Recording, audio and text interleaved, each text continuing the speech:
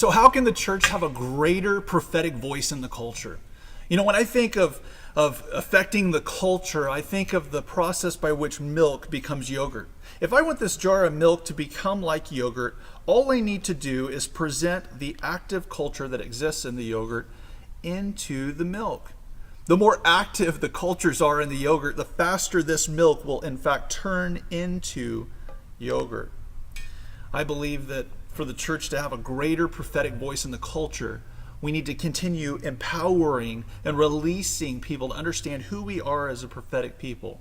This starts in our own churches. It starts in our homes. It starts around a kitchen table. As a young boy, I was profoundly impacted by highly prophetic people that were around me. But the greatest thing that they did was to help me hear the sound of God and release His sound through my voice. That is what changed my world.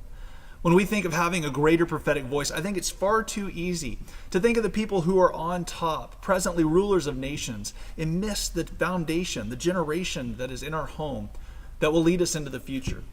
As a church, I think we need to teach our kids to hear the sound of heaven and release their prophetic voices in the earth.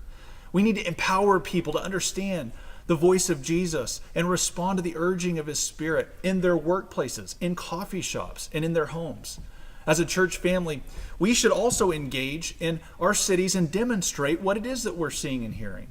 The more we can activate this prophetic culture, the more potent we can make it, the greater the effect it will have on the culture that it's sent to.